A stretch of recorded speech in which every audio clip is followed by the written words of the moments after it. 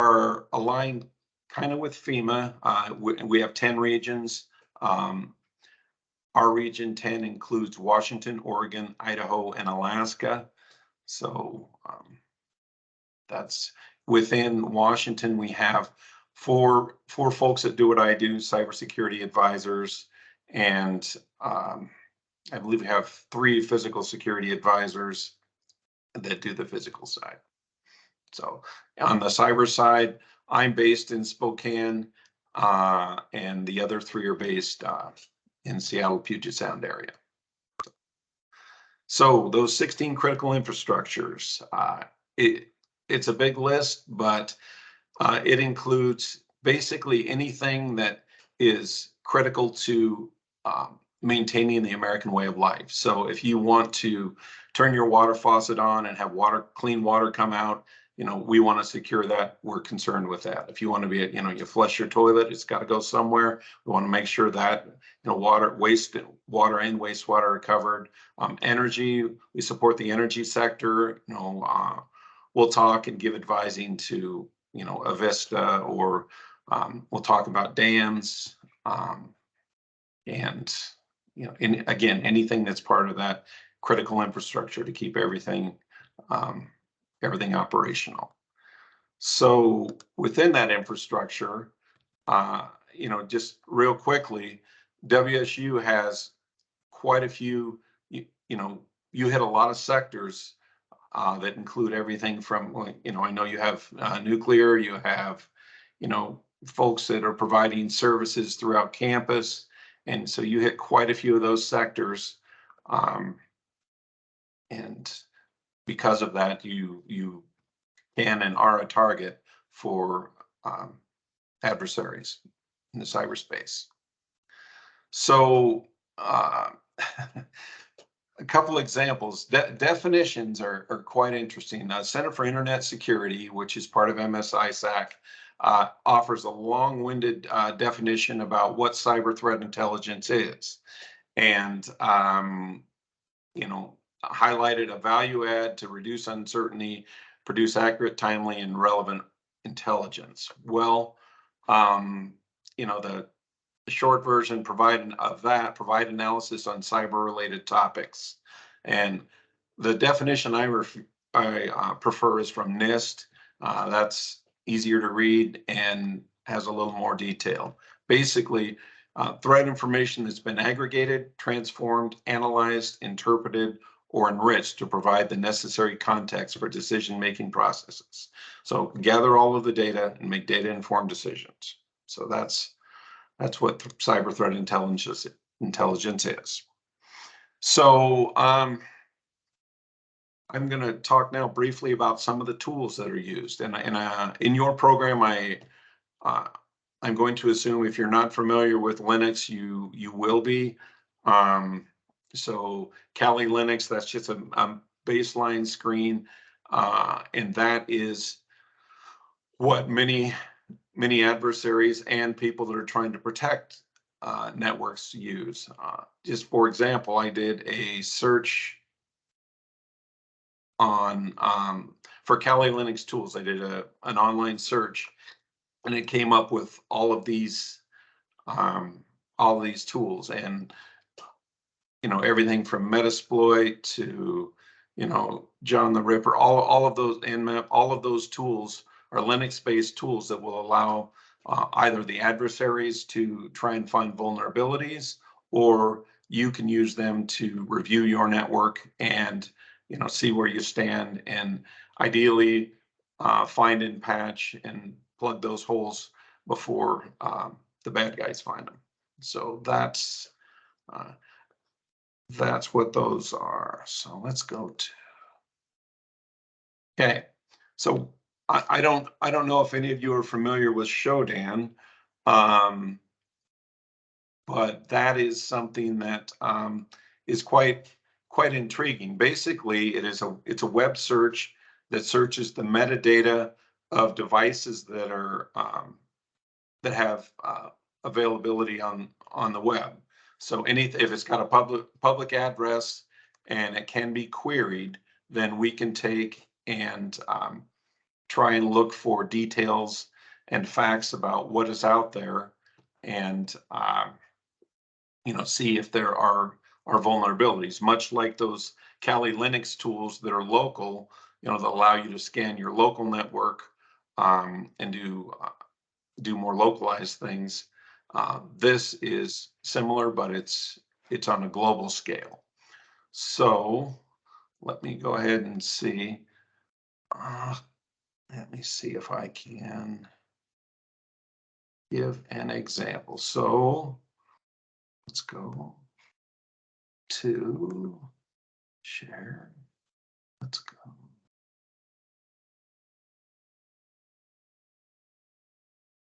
Okay.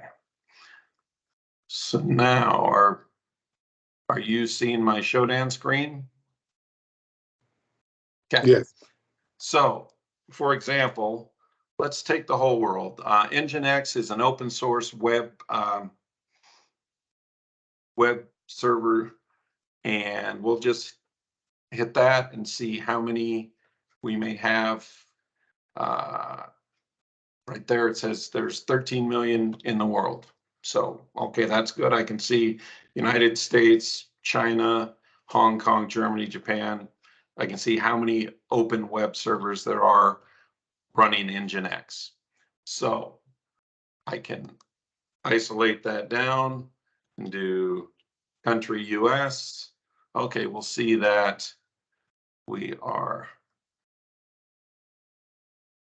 down to about 4.5 million. So let's go ahead and go state, drop it down to Washington. And we'll see. I'll give you an example of what it shows, okay? Now we'll just pick one of these. Okay. Credit card online website. So this one looks pretty good. It doesn't show any vulnerabilities, but this is an example of what you can see. Shows protocol versions, shows what version HTTP they're running, open ports 80, 443, 4444, and 123. Let's see if I can find the one that's not as. Okay, here's another one. And in this particular case, it'll show common vulnerabilities and exploits that are out there that are on this particular web server. So if you were to take a look at that CVE, you could go and see what vulnerabilities are there. And it just talks about it being in basically unsecured TLS, and they show the SSH keys. Let me go ahead. And then you can go so far as to drill down again and let's do City Pullman. Okay. Then the other thing it does is it shows on the side 52 instances at WSU, and then some other providers there. And so, for example, I click on that and it'll show me,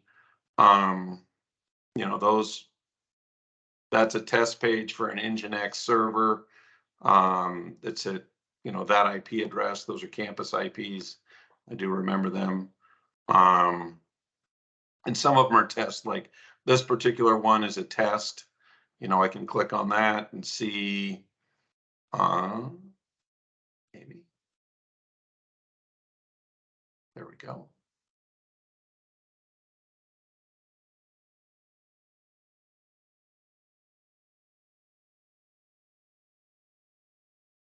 So that looks like it's hosting a whole bunch of those web servers. And fortunately, we look and see that's Nginx. So looks like it's got HR, and some intranet sites. But anyway, the idea is you can take a look and you can see what is out there, what ports are listening. It's only on 80 and 443, which is great. And it shows what versions of Nginx you're running, so you can see if any of those might be potentially compromised. So, but that is an example of what you can do with Nginx. Let me go back to sharing. Make their screen. Sharing. Let's go share. Let's go.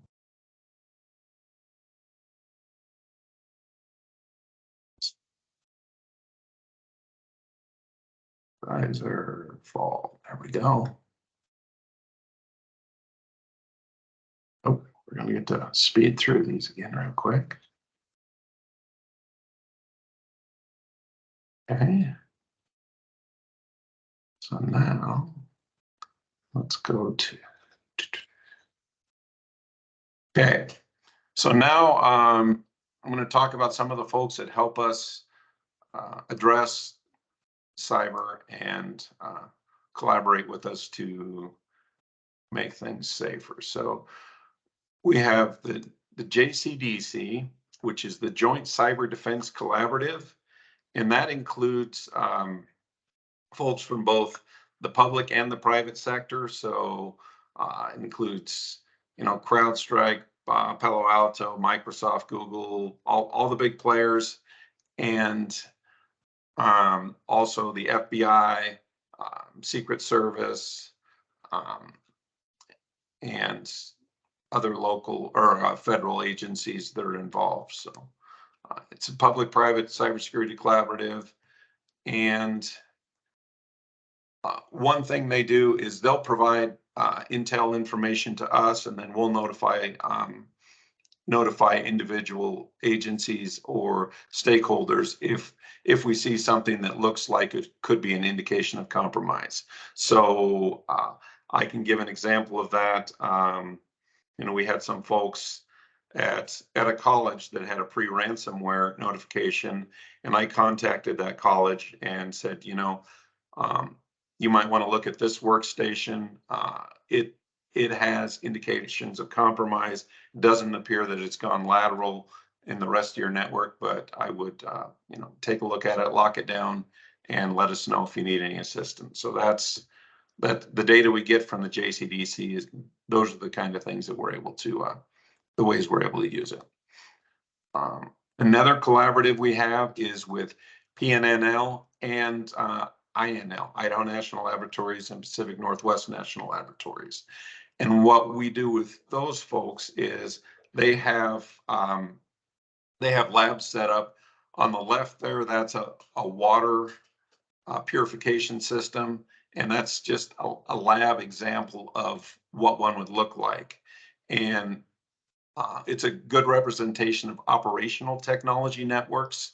And with those OT networks, it involves having basically a PLC that's connected to a gate or a valve, and it's then connected to the network. So, there are other security considerations with that.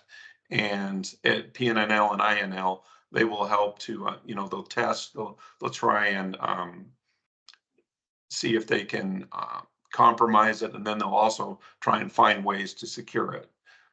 And the other thing they do that's really nice is they help us establish training curriculum. So they bring in people from all over the country and all over the world actually to train them on how to secure their devices in the water and wastewater sector, at least in this example. And that's wastewater on the right. Well, it's the bigger picture. It's my right, but okay. Let's see. Another one of our initiatives that we're working on is the software bill of materials. We're in support of that with the intent of being able to, provide a bill of materials with all of the components that are in an off-the-shelf package. I don't know if any of you are familiar with the Nginx, or not Nginx, I'm sorry, but the Log4j vulnerabilities. Basically, that was a component that was part of a lot of software packages, and people didn't know that it existed, and it was in the code, and they were vulnerable without knowing. And the intent with software bill of materials is that you'll be able to look at a list and see what components you have and what versions they're at. And then if a vulnerability comes out, if a CVE comes out that says, okay, this particular version of this component is compromised, then you'll at least know to upgrade it or update it. And it'll be a better state for all. So more secure. So another one of our initiatives is secure by design and secure by default.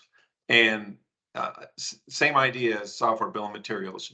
We need to start considering how we can have a baseline that is secure and build from there, and not just grab various components and libraries off GitHub or wherever that aren't known secure, but to start with something that is defined and known as secure and use that as the building blocks. So secure by design, the requirements include security of the customers is a core business requirement. So that is the first consideration. And then throughout all phases of the SDLC, there should be security principles considered. So, and as far as secure by default, it's, again, products are secure out of the box, no additional cost for features. I know some software companies might say, well, you can use multi-factor authentication, but it will be an additional license. It'll cost extra. Well, we're promoting the idea and the concept that no, that should be included. That should be the baseline. We should be doing what's the most secure right out of the gate. So, and also goes on to talk about gathering logs in case there is potential intrusion and controlling access to sensitive information. So I am running a little ahead. Basically, joining CISA, I will say my experience was about 6.5 months. I interviewed, accepted a tentative job offer, and had to wait 6 months for a secret clearance. And that was it was fine. I didn't think I had anything in my background, but they talked to, it was very exhaustive. For us, we have to have top secret SCI, and they talked to my parents and my friends and called people that I knew 10 years ago. And it was talked to the neighbors, and it was fine, but still a little nerve-wracking. So if you get to that point, don't worry about it. It just takes time. And it's you won't hear anything for months, but that's not unusual. Let's see. So CISA.gov/careers, we have, and then the URL below that as well, dhscs.usajobs.gov. Everything we have is listed on usajobs.gov. So if you're interested in being in the public sector at all, I'd set up a profile, and it's a great place to look. You can search by area, you can search by job classifications, like cyber, a lot of them are 2210s, but that's a great place to look. And if you want to know about internships or anything along those lines, you can email student careers at cisa.dhs.gov, and they'll respond to any inquiries about that. We also have resume help on our website, just basically how to tailor your resume to a cyber specific or a CISA specific job. So, yeah, and again, hiring timeline, usually 3 to 8 months. whoops, and that was that. Again, I went through a little faster than I would have at an in-person event, but I am absolutely open to questions, and I'm hoping that you have some. Yeah, so thanks, Daniel. That was wonderful. A lot of good things in there. So I guess the first question I would have, and then maybe I don't see any questions in the chat yet, but we'll get some, is how do you see CISA fitting into the cybersecurity ecosystem? You know, as you talk about, as we look at different, you know, obviously there's the private sector, but as you see in general, how do you see things? How do you see it fitting in? Well, we're non-regulatory, non-enforcement at this point. So what we're able to offer is basically free advising, free assessments. So we'll come on site, and I say they're free, but we're federally funded, so it comes out of the bigger federal budget. But we'll come on site.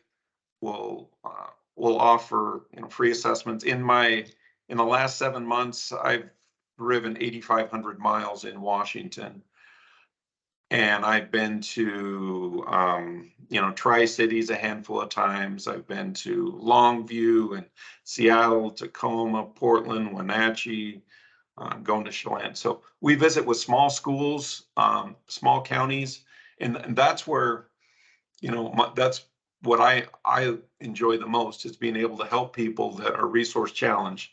Some of these small counties have 1 or 2 people in IT. That's it.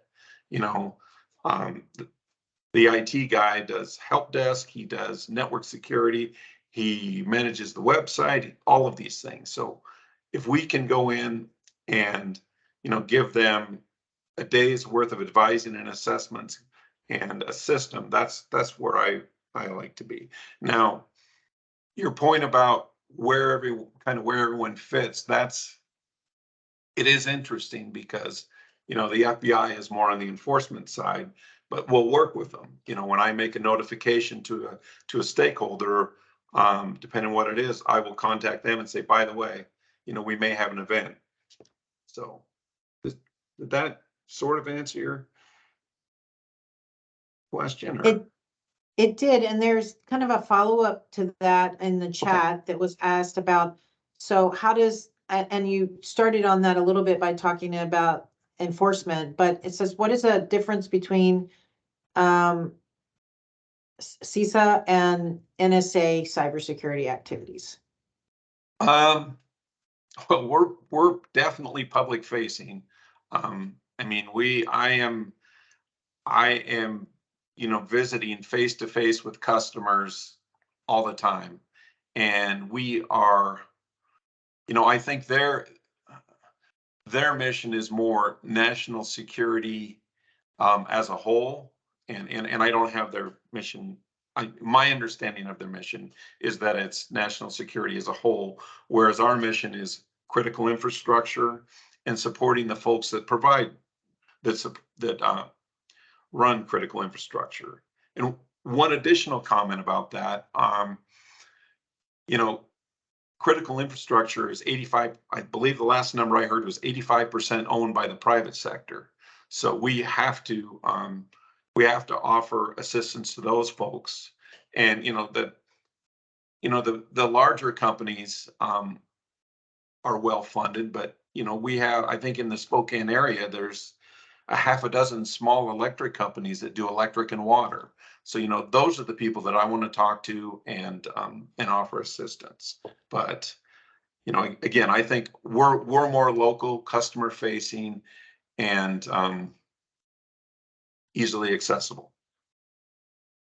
Is that looking for the? Yeah. Okay. Yeah. Any notable difference? So I'm hoping that I answer that question. Okay. Yeah. So maybe if you could go back to your infrastructure slide. Yeah. Yep. Just I had one more question, and then others may have questions. Yep. I'd be absolutely. Okay. You know, that looks like a lot of, I mean, what is not included in critical infrastructure? I mean, as I look at what you've got there, it looks like, I mean, it looks like you do everything um Well, related. So, well, you guys focus more on the ones that are under your, but so you're not into all the other like food and agriculture and some of those. yeah, no, So, we are. We are. okay. We've met with food companies, critical agricultural, yeah, food and agriculture is on the right there. Now, and the agency that has some responsibility for it is listed, so on food and agriculture, it doesn't list us specifically, but we still do the cybersecurity side of things.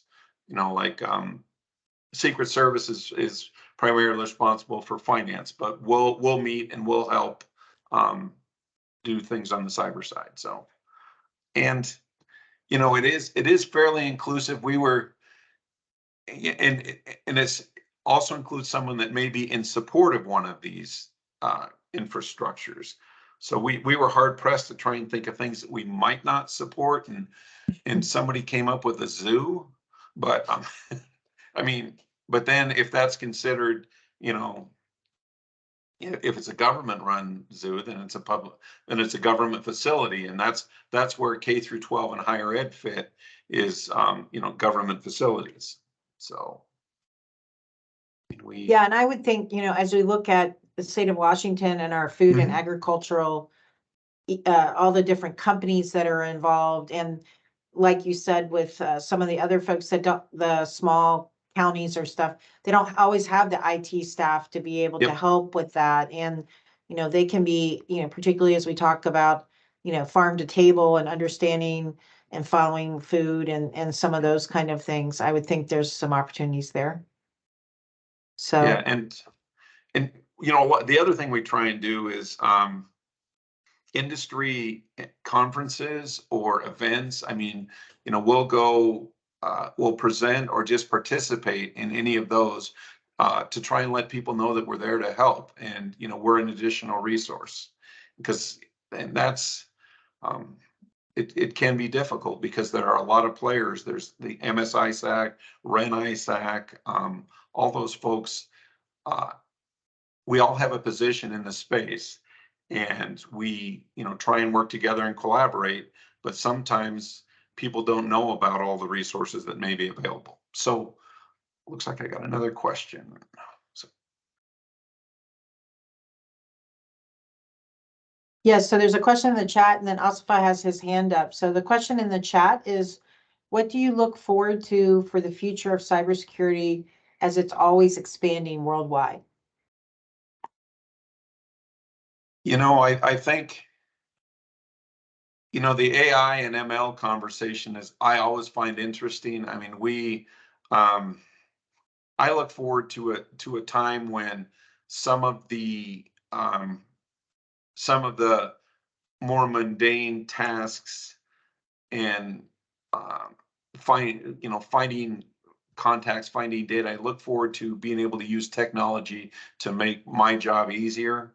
Um, I'll give an example of that. I have to, when these notifications, we try and contact stakeholders out of band, because there's always a potential that someone is sitting on their network. And, the adversaries often will stay on a network for a matter of months and, gather intel.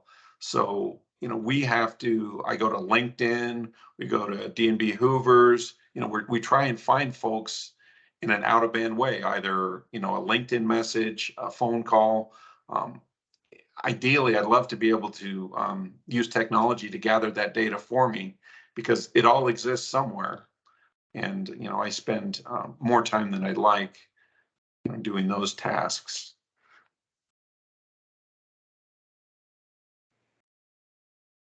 And Asfa, go then, ahead. Sure. Thanks, Dan. That was interesting talk, and I appreciate the slow pace and also the highlights of things that you could show with the tools available. There was one slide where you had these jobs, right? And you're familiar with the CISA program. We've got multiple universities, Yep. Montana State, University of Idaho, Central Washington University, and then in a larger number at WSU, right? And the students, and you also know that we have started a new cybersecurity degree program, and so the students come from kind of different majors. So there are the ones that actually would be cybersecurity majors. We've got computer science and software engineering students that would take more cybersecurity courses, but also we have students that are in management and information systems, which would be more in the business college. So just generally speaking at CISA, with the jobs that you were saying, where do you see careers for people who are going in these different majors, and how, what comments you have on that? That would be, I think, helpful for students to know. Right, and I'm looking at my notes here, and I saw that you had posted. Looks so you have 10 CS or software engineering, 9 cybersecurity majors, and 9 MIS folks. Is that? This is the ones that are joining this year. You are exactly right, and I appreciate you have taken notes of those things. No, I saw that on LinkedIn. It's like, ooh, yeah, that's good perfect. info. Perfect. So, I would say, there's everything from data scientists to analysts. I mean, I think that, as I mentioned about AI, I also think part of what we're trying to do now is become more efficient. We've hired some cybersecurity analysts that are going to, take a portion of what we do, or what I do as a cybersecurity advisor, and they're going to make that their job, right? So they're going to become subject matter experts at, gathering data, quantifying things, and doing that. So I think, cybersecurity analysts, data scientists, all those things, and just even a baseline in technology. I think back to my journey, and I remember being on a help desk. I do, and it was not the most glamorous, glorious job, but I learned a lot, and I learned a lot about people, and I learned a lot about baseline technology, because as you move through the ranks, you have to always remember what your customer is seeing, and that's important. And so I think there's a place for the MIS. I'm an MIS major from Eastern, and I did that for it. I was younger at the time, and I looked at CS, and it sounded interesting, but I wasn't excited to take some of the programming classes and the extra calculus and those things. And yeah, I ended up taking them as an MBA, but oh well. So, there, and where you begin isn't necessarily where you end, right? I mean, if you start in MIS, you might get in there and decide, you know what, I kind of like writing scripts. I like doing these things. And just having that baseline education is critical. And it can take you in different directions. So thanks. Let's see, do we have? Hi, Dan. James Crabb here. Since we have a few minutes, I thought I'd ask you a bit about the internships. You listed a email address there that I'll definitely be reaching out to them for some general information that I can share. But I was wondering, maybe just right now, if you had some broader details about internship programs at CISA that you could share. Are there opportunities here in Washington? Are there remote opportunities, that kind of stuff? Well, the ones that I've seen since I've been on board have been based out. We've had three folks that were using various military programs, hiring our heroes, and a couple different programs, and they were based out of Seattle.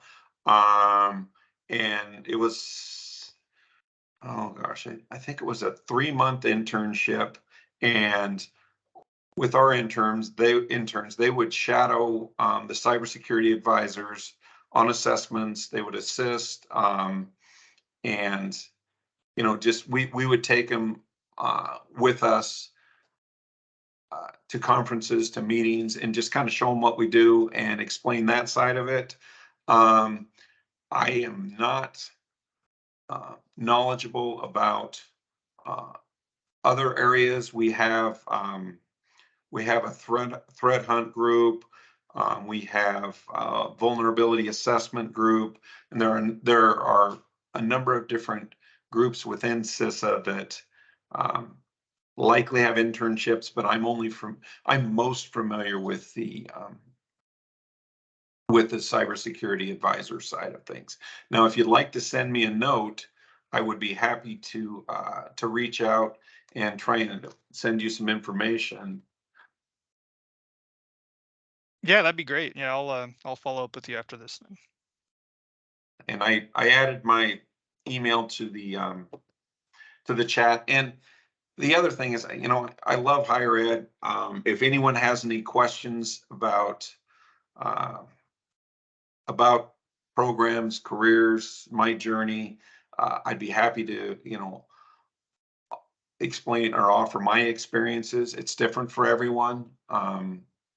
But, I'd be happy to talk about, where I've worked. I've worked in the private sector, public sector. Most experience was in higher ed. And, so, Yeah, great. Thank you. welcome. And I will say, if anyone calls my phone number, and that's fine. If I don't recognize a number, often I won't answer, but if you leave a message, I will call you back.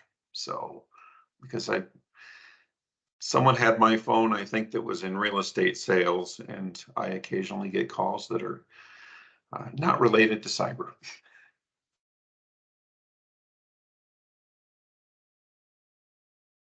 Let's see how we doing.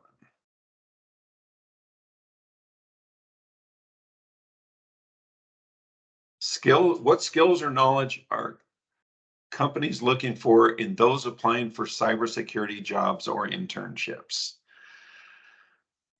Well, I think you're on the right path now. I mean, you are, being part of this program and earning a degree at WSU is a differentiator. I mean, I think that puts you in a great place. In addition to that, if you might not get your dream job right out of college. I'll just say that. Some do, some don't. But, if you have to take a job to get some baseline technical experience, then, you don't have to stay there forever. But, I mentioned a help desk. Again, it's not the most glamorous, but, even in network support or system support, whatever it is, you might do that. Other considerations would be, baseline certifications. I mean, depending how much time you have between when you get your degree and when you get that job, if you have some extra time, you could look at, Security Plus or a Network Plus or things like that.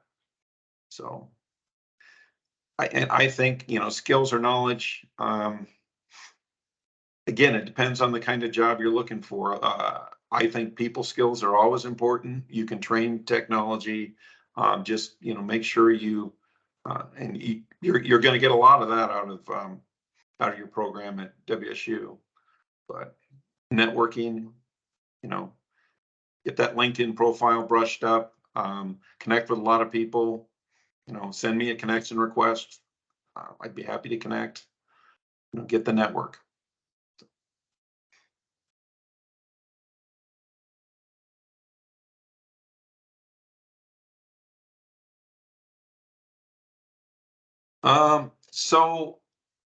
So dams, I see that dams are listed by CISA when it comes to critical infrastructure.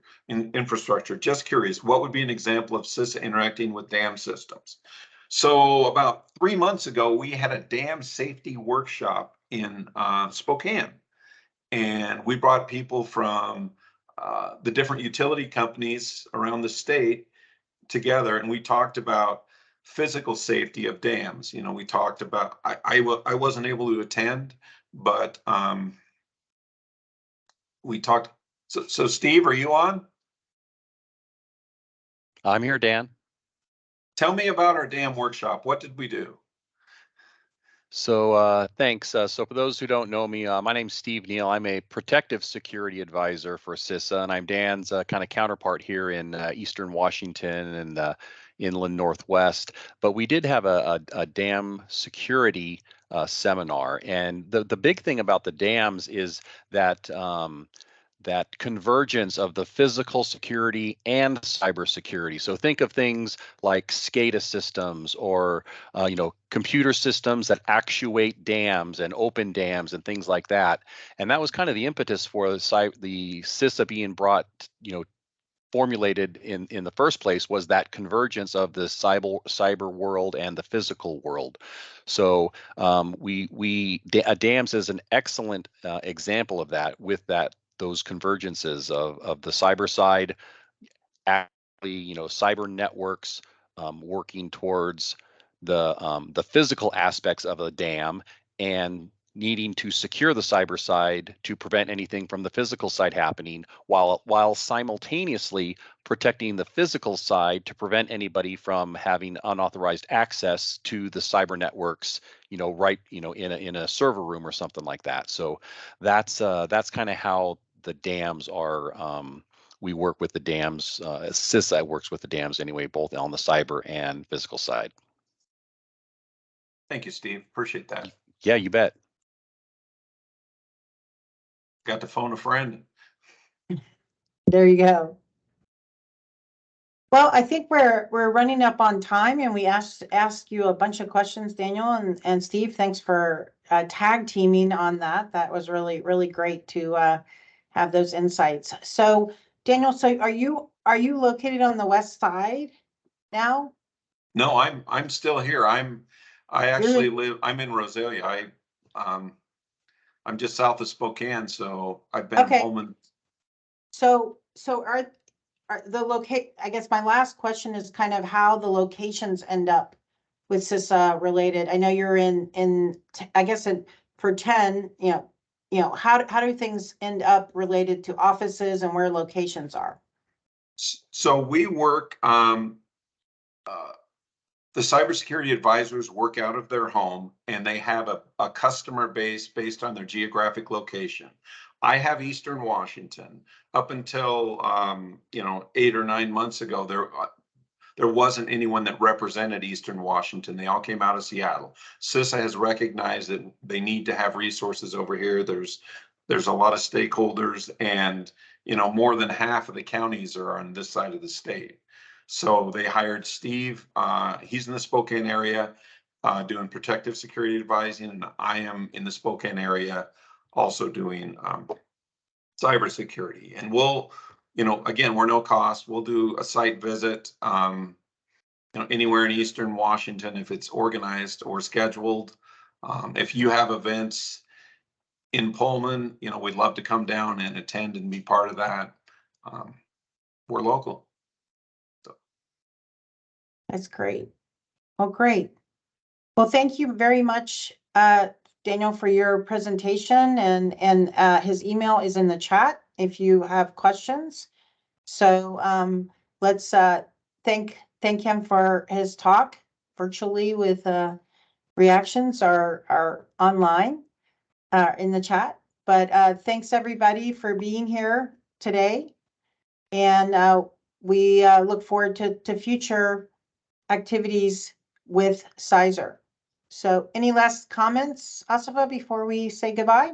No, thank you very much, Dan. That was great. And the students are reminded to fill out the form that James has put. We'll see you in 3 weeks on October 9th. That will be our next seminar. And thanks again, Dan, and thanks, Noel, for leading. Thank you. Thank you. Bye.